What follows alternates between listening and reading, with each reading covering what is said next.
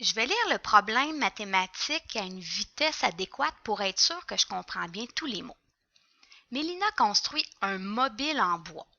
Un mobile, je ne sais pas trop ce que c'est. Je vais continuer ma lecture pour voir si je comprends.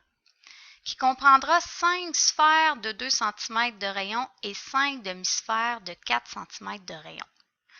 Ok, je pense qu'on parle du dessin ici. Je pense que c'est un jouet. J'ai déjà vu ça au-dessus d'une bassinette. OK. Donc, je vais le remplacer par le mot mobile par jouet pour voir si ça fonctionne. Mélina construit un jouet en bois qui comprendra 5 sphères de 2 cm. Ouais, ça va. Dans le fond, j'avais une question. Puis là, j'ai compris. Je vais continuer de lire le reste pour voir s'il n'y a pas d'autres mots que je ne comprends pas. Elle veut peindre les sphères en bleu et les demi-sphères en rouge. Ça va. Elle croit qu'elle utilisera autant de peinture rouge que de bleu pour les recouvrir. A-t-elle raison? Justifie ta réponse. C'est bon. Maintenant, ce que je vais faire, c'est que je vais aller trouver la consigne puis la reformuler.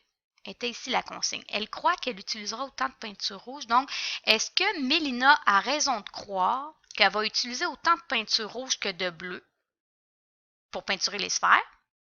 Et justifie ta réponse, ça veut dire aussi, dans le fond, que je dois dire pourquoi.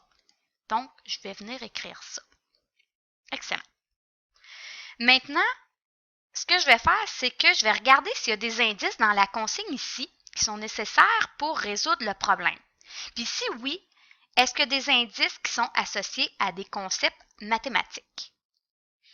OK. Mélina a-t-elle raison de croire qu'il faut la même quantité de peinture? OK. Ici, il y a quantité de peinture. Dans le fond, c'est pas implicite. La quantité, ça peut être 1 litre, des demi-litres, ça peut être bien des affaires.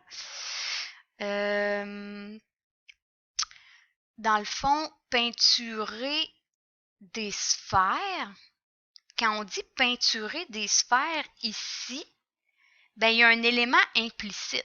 Parce que dans le fond, là, ici, je peinture pas un mur. Donc, si je peinture pas un mur, il ne s'agit pas de calculer l'air, mais là, je peinture des sphères. Donc, des sphères en mathématiques, je le sais que ça a une dimension, c'est en 3D.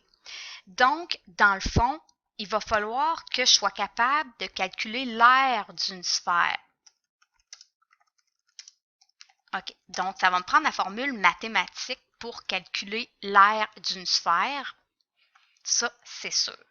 Excellent. OK. Maintenant, là, j'ai regardé s'il y avait des indices dans la consigne, mais je vais aller voir dans le reste de l'exemple pour voir si j'ai d'autres indices dans l'énoncé qui sont nécessaires à la résolution du problème, puis aussi de voir là, si c'est associé à des concepts mathématiques.